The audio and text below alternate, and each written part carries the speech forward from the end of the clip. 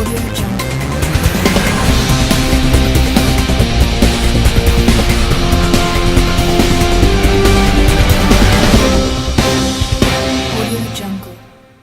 here for another exciting announcement of development and opportunities for young players in Bermuda. And just here with Carol Blankendale from Brazilian Football and Bermuda Sports Management Group, and I'll hand it over to him. Yes, good morning, Bermuda. Not deja vu. You see, we have a different attire on today, but more good news for the island. In partnership with the Bermuda Football Association, Bermuda's Brazilian Football School, and Bermuda Sports Management Group, we are pleased to announce our first annual Invitational Talent Identification Showcase. This simply means that the best players in each age group on the island selected by the BFA affiliates will be able to attend a academy technical camp with coaches from overseas. And the overseas coaches are going to provide a realistic assessment of each player and also realistic opportunities for players selected out of those age groups. What makes this Talent ID Showcase significant is that it's coaches from all around the world. So it's not a club setup, it's not a country setup.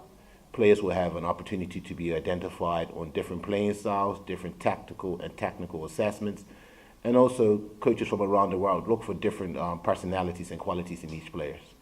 The coaches are going to be coming from the USA, Canada, the Netherlands, which is Holland, and the UK, and also Scotland. They are connected with academies and institutions all around the world, and some have in the past worked with the U19 team at Ajax, and also a former technical director at the MLS club, and he was also an assistant coach at that club as well. So there's a variety of coaches with also a U9 academy coach coming from the Netherlands as well. So there's going to be a hybrid of grassroots coaching taking place, looking for the younger age groups, and also looking for some that are going to be the finished product to see if they can get into a semi-pro or reserve team at one of the professional institutions around the world. Not only is it for those players who are looking for pro assignments or contracts, because that's very far and few between in Bermuda. We have to be realistic about that. Brazilian Football School is always about life skills and academics, so we're also going to have coaches from academic institutions. That is growing by the day. We're looking to finalize at least 2 or 3 in that area. So it's not only for those who are looking to venture overseas for pro opportunities or academy opportunities, but primarily also those for academic opportunities. It is geared to only males at this moment. Females would have to be a separate camp just because the number of coaches we will require, and to be realistic for them as well, more on the academic side than a academy structure. But during those 5 days, we think that the island's talent pool of players will be truly assessed and will receive some significant feedback and realistic opportunities on that. This program is not your usual happy-go-lucky grassroots camps. Everyone's the best, you're great. No, it's going to be some real assessments. The thought process behind this between Dennis Brown and myself is that we want this to be a challenging camp. We want the best 4 players from each club, because they are going to be divided into 2 separate groups. There will be an advanced group for those players who may be deemed to be ready to be seen for pro opportunities or high-level opportunities, and then there's going to be the intermediate group. The intermediate group is really significant because in Bermuda we always focus on the best or the best 2. We want to increase that pool of players, so those players that are not deemed to be 100% ready at this moment, can we carry them along and bring them along to the level of the advanced, so we have a wider pool of players, just as we're going to need for the CONCACAF League of Nations. And during the next 4 or 5 years, as they develop, they can then grow into the youth academies here at the National BFA, and also they can then receive the same opportunities those that are placed in the A group will receive over a period of time. So we're stretching out the net. We want to catch a few more fish than the actual one, large tuna. We want to get a large pool of players out there that can have the opportunity to go back and talk to their friends, but also be a little bit more inclusive about the information, the opportunities, and looking at a wider pool of talent on the island. And I'll hand it back over to our president.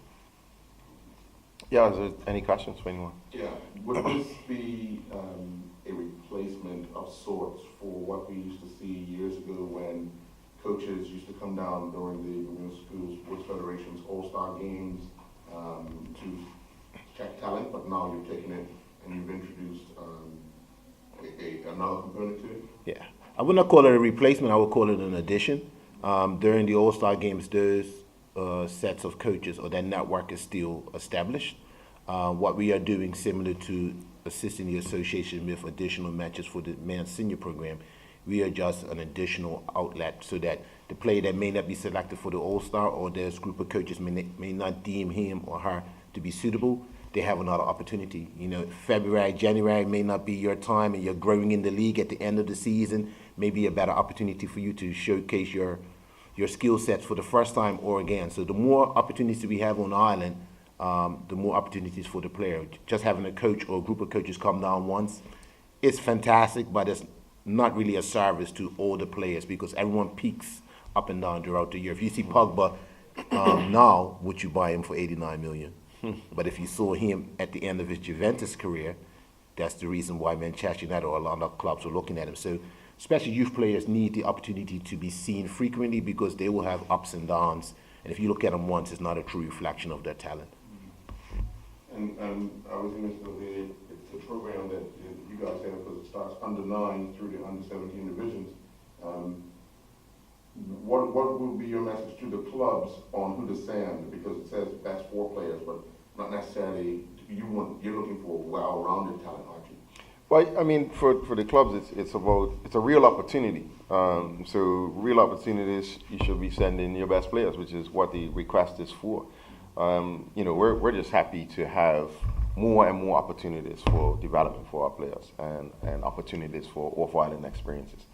This is just adds to the pool of opportunities that we have, and we're excited to have another group who are willing to put some resources and some expertise behind providing opportunities for our players. If I can add to that, that's a great question, Earl, because we want the best 4, but we do have some criteria. So for number 1, the player has to be willing to follow and take instructions. So if you have a player at your club that's the best, but they're not able to listen, this is not the outlet for them at this point in time. They have to have some self-discipline. They have to be willing to be athletic. So when there's times to run with or without the ball, they have to be willing to do that at the maximum potential. Time management is the key. Time management is the key. We will not accept that the training session starts at 5:30 and you will arrive at 5:45. Most likely you'll be sharing the door and your opportunity will be gone. Okay? Because it's not us putting it on, it's overseas, and if you go to an overseas trial, there's no such thing as being late. You have missed your chance. And then last but not least, any of the players that are selected and come, they will have to come with their report card. Whether you are coming for the pro opportunity or there's potential of an academic opportunity, without some intellect and brains, you're not going to make it far.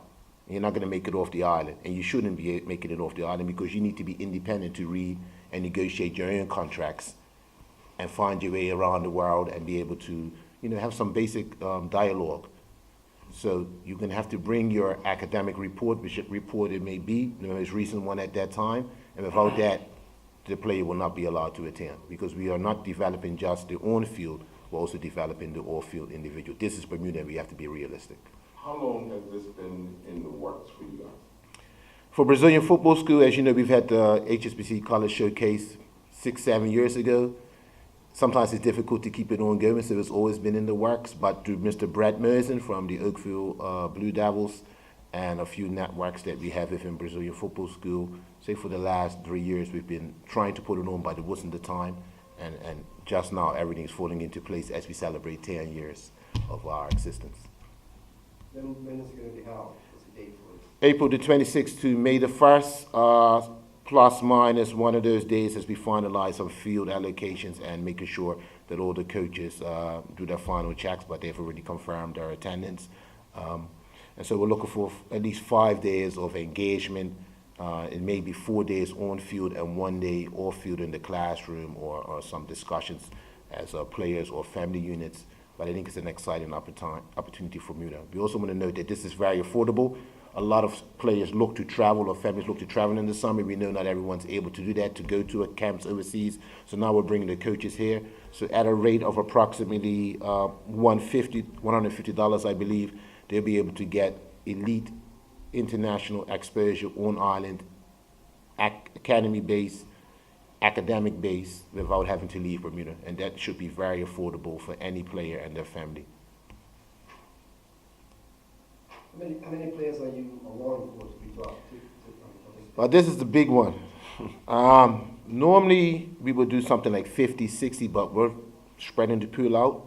I think we have maximized the number to 200. So if you're in the 200 pool of best 4 players on the island, based on which club you're at, you would have an opportunity to be seen. We're also going to be different. Normally there's 1 session a day. We're having 2 sessions a day. So there'll be the intermediate group will get an opportunity and the advanced group will get opportunity. It's all about increasing the pool of players, advancing all the pool of players, so that in the end, the national program and Bermuda benefits by their development on and off the field. Now, when you say the players will be assigned to 2 groups, that will be Before they come. So we're allowing the affiliates of the Bermuda Football Association to assign their players. The coaches and the clubs know their players best. They will fill in the form, Group 1 and Group 2, or Advanced Intermediate. They will come here. Now, the best thing about this, as I said to Mr. Basin, this is not your average camp. You are assigned to Group 1 or Group 2 on day 1.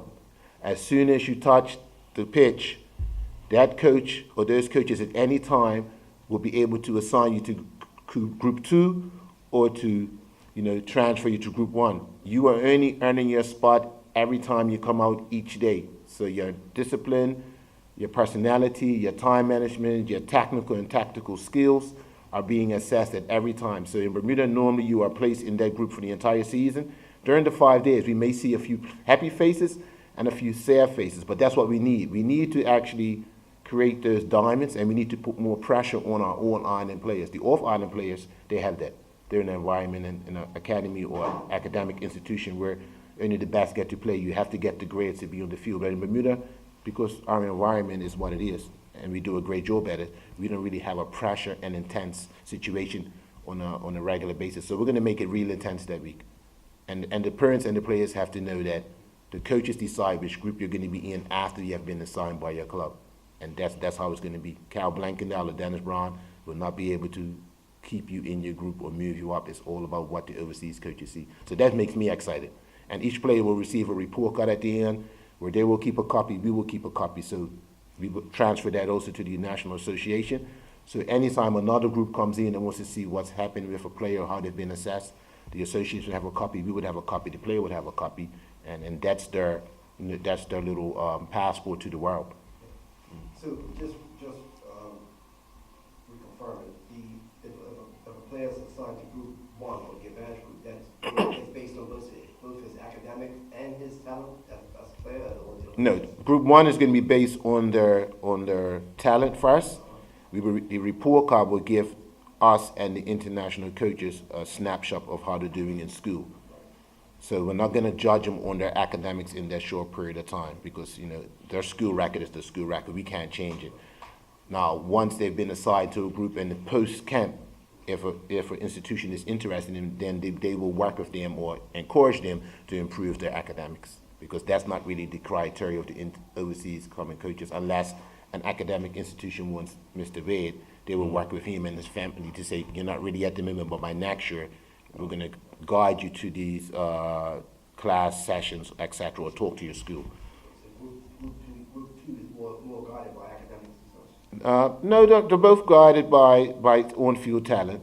The difference would be the coaches are assessing them at their own merit for the entire week, but the academic snapshot would also give more feedback to a coach. Sometimes learning styles as well. I've talked to Mr. Wade, he doesn't grasp what I'm saying. They can look at their report card, comprehension is maybe not the strong point. How can I now engage him with an on-field practical session, and I may have to tug him by his shirt to pull him into the space. So it's not abstract, but it's visual. I don't want to sound too technical here. Is there a cost for the youngsters to participate in this? Yes, there's a cost because it's not really cheap to bring coaches to the island, and some of them at a high level, so you have to negotiate with them in this one here, but it's not too costly. But it's going to be $150 for approximately 12 hours of coaching, so again, it's very affordable. And if you have to go off island, you're spending at least $1,500, so you can $150 or $1,500. So we have real opportunities. Not everyone's going to get opportunity, but just to be in this environment, I think it's going to be beneficial to the players, the clubs, and even the coaches that can come and watch. And with the contact that these coaches, overseas coaches have, possibility of Yes. maybe a trial? So I said there's a former U19 coach at Ajax, former MLS technical director and coach. He was at Toronto FC. We have academic institutions involved as well.